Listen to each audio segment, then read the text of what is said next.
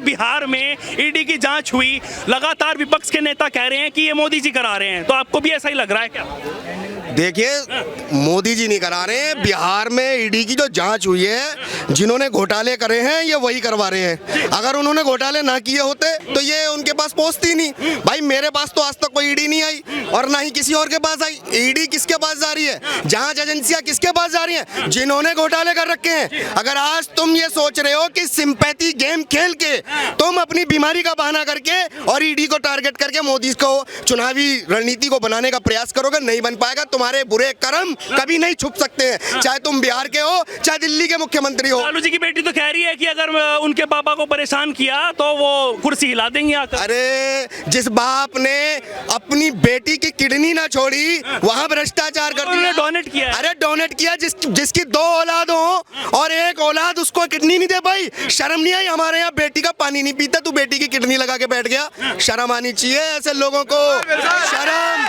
समझ रहे हैं आप? जो अपने बेटे की किडनी ना ले पाया, भाई मेरे बाप को अगर तबीयत खराब होगी सबसे पहले एक नहीं 2 दे दूंगा, प्राण दे दूंगा। लेकिन वो आदमी अपनी बेटी की किडनी, शर्म करो। उसका तो भविष्य कितना बड़ा था और तुम उसकी किडनी खा गए। और चारा तो क्या चीज होगी जब अपनी बेटी की किडनी खा गए। सीधी सी बात। वो बात हो रही है उस जो जांच हुआ है स्कैम की बात कर रहे हैं कि जब वो रेल मंत्री थे तो उन्होंने, उन पर आरोप हैं, उस पर घोटाले पर जांच हो रही है कि वो जमीन लेकर नौकरी दे रहे थे। अब उस पर जांच हो रही है, लेकिन वो परला झाड़ते हुए नजर आ रहे हैं, कह रहा है ऐसा कुछ नहीं है।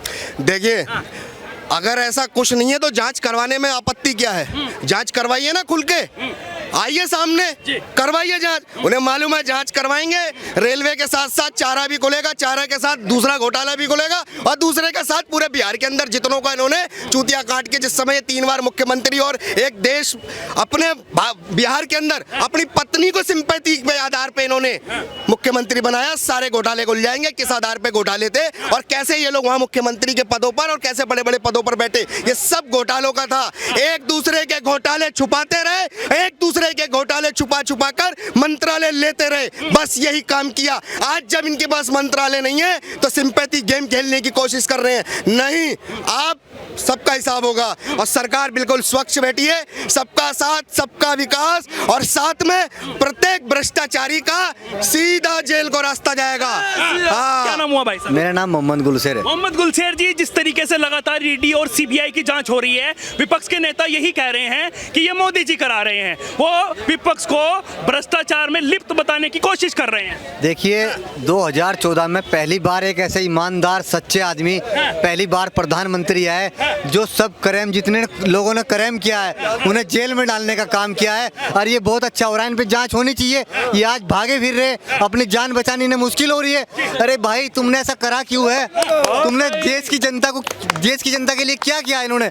आज बिहार की जनता बेरोजगार से तरस रही थी, पूरे देश के अंदर वो भटक रही थी कारोबार के लिए और इन लोगों ने क्राइम किया है, भ्रष्टाचार किया है। इन्होंने अपने आप को सक्षम, अपने आप को मजबूत किया है, लेकिन बिहार की जनता को इन्होंने रोजगार से, हर चीज से दूर रखा है, शिक्षा से दूर रखा है। तो मोदी जी बहुत अच्छा काम कर रहे हैं। अभी आजम खान जैसे अखिलेश जी बचाने का काम कर रहे हैं। आजम खान जब उन्होंने कितना क्राइम किया है, कितना भ्रष्टाचार किया है, क्या दिया मुसलमान समाज को आजम खान ने? आज जाके पूछिए आप पत्रकार साहब, कितना मुस्लिम समाज परेशान है, बेरोजगार है। अगर उन्हें रोजगार मिला है तो योगी जी की सरकार में मिला है, अगर उन्हें घर मिला है तो योगी जी की सरकार में मिला है, जल मिला है, पानी मिला है, लाइट। आज रोजगार जो मुस्लिम योगी जी की सरकार में मिला है, सरकार में पते वाली बात करी है। क्या नाम हुआ? मोदी जी वाली जो पते वाली, और जो संस्कार मिले हैं ना और जो भी व्यवस्था मिली है वो शक्ल देख कर नहीं मिली है, बरादरी देख कर नहीं दी है। आगे सुनो, कह रहे हैं कि अभी विपक्ष पर जो ईडी और सीबीआई की जांच हो रही है, मुद्दा जब वोट गिरे थे तो बीजेपी का सतन बोले के संयोग और बीजेपी के वोट सारे हैं और पलटी मार दी, तो वोट किस कहते हैं? ये तो नकली कहानी है ना। तो नकली बंदे को इस्तेमाल कब तक करोगे? उसकी तो गिनती नहीं, वो तो नकली इंसान है। तुलसी में जो मुस्लिम महिलाएं हैं, मुस्लिम लेडीज है, वो सऊदी अरबिया में भेजी जा रही हैं, मुथा के लिए भेजी जा रही हैं। ये मतलब, और यहाँ पे हमारे योगी जी उस पर भी बात करेंगे। लगातार ईडी और सीबीआई की जांच की बात हो रही है, विपक्ष लगातार कह रहा है कि भाई साहब ये मोदी जी करा रहे हैं, और वो कह रहे हैं कि राहुल गांधी तो विदेश में जाकर कह रहे हैं कि वो अल्पसंख्यक जो हैं उनको वो अपने देश का मानते ही नहीं है। ऐसा कुछ है क्या? देखिए, हमारे राहुल गांधी जी ऐसे देश में जाके हमारा देश का अपमान कर रहे हैं, देश का, ये बहुत गलत बात है। इस तरीके की बयानबाजी जो राहुल गांधी ने जाके दी है तो गलत है, और मोदी जी बहुत अच्छा काम कर रहे हैं। मैं चाहता हूँ 2024 में देश की जनता जिताकर फिर मोदी जी को संसद के अंदर भेजने का काम करे, और योगी जी को देश का विकास नहीं रुकने देना। आज देश की जनता बड़ी अच्छी सुरक्षित है, महिला भी, हर अच्छा, बात करें जैसे बिहार में अभी भारी रकम पकड़ी गई 53 लाख के समथिंग, और सोना भी मिला। वो ईडी और सीबीआई की जांच हो रही है, लेकिन विपक्ष के नेता जैसे तेजस्वी यादव हो गए और लालू यादव के ऊपर पहले वो घोटाले में रहे हैं, अंदर रहे हैं चारा घोटाले में, तो अब वो कह रहे हैं कि ये सारा खेल जो है वो हमें टॉर्चर करने का, परेशान करने का है। नहीं है, जब एक जिले के अंदर एक ईमानदार कप्तान आता है तो जितने माफिया, जितने चोर हैं वे सब भागने का, लुकने का काम करते हैं। तो जब से मोदी जी आए 2014 में, और इन्होंने जितने क्राइम करने वाले थे, चोर बदमाश, उनको आज सबको अंदर करने का काम किया है, तो मोदी जी ने किया है। आज जब से इन्होंने, इसका मतलब आप भी मानते हैं कि ये सीबीआई और ईडी मोदी जी भेज रहे हैं? मैं मोदी जी के साथ उनके सहमत हूँ। वो कह रहे हैं कि बीजेपी वाले सब दूध के धुले हैं क्या, उनमें भ्रष्टाचार नहीं है क्या?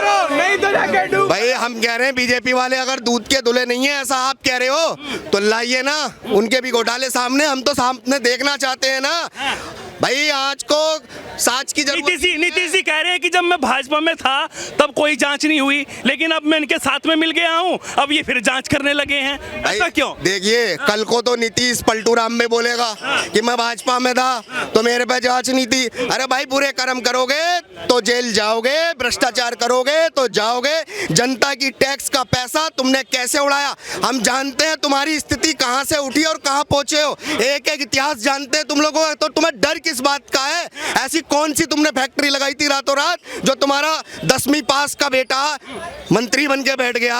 कौन सी सिंपैथी गेम खेलते हो? बिहार की जनता का केवल इन्होंने मूर्ख बनाया है, और बिहार के अंदर जातिवाद पे राजनीति करने वाले ये लोग हैं। आज बिहार के लोग भी समझ गए हैं कि बिहार की जो स्थिति है उसके कारण ही यही परिवार है, क्योंकि इस परिवार ने कभी परिवारवाद को छोड़ा नहीं। परिवारवाद के लिए ही ये लोग राजनीति करते रहे, और पूरे प्रदेश बिहार के अंदर इन्होंने जातिवाद की राजनीति हमेशा की है। आज बिहार के अंदर जातिवाद की राजनीति समाप्त होने जा रही है, और उसका उदाहरण बिहार का पलटू राम, जो अब ना तो पलटने के लायक रहेगा, क्योंकि धोबी का कुत्ता ना घर का ना घाट का रहेगा, क्योंकि यहाँ बीजेपी के यहाँ बैठ के तुमने बहुत मलाई खाई। अब तुम्हें इसका मतलब आप मानते हैं कि बीजेपी में मलाई मिल रही थी? भाई, सत्ता पक्ष के साथ बैठ के मलाई आदमी अगर खाने जा रहा है और लास्ट में उल्टी कर दे रहा है, तो समझ में आ रहा है ना कहां पे मुंह मारने जा रहा है। मलाई तो मिल रही थी ना भाजपा में?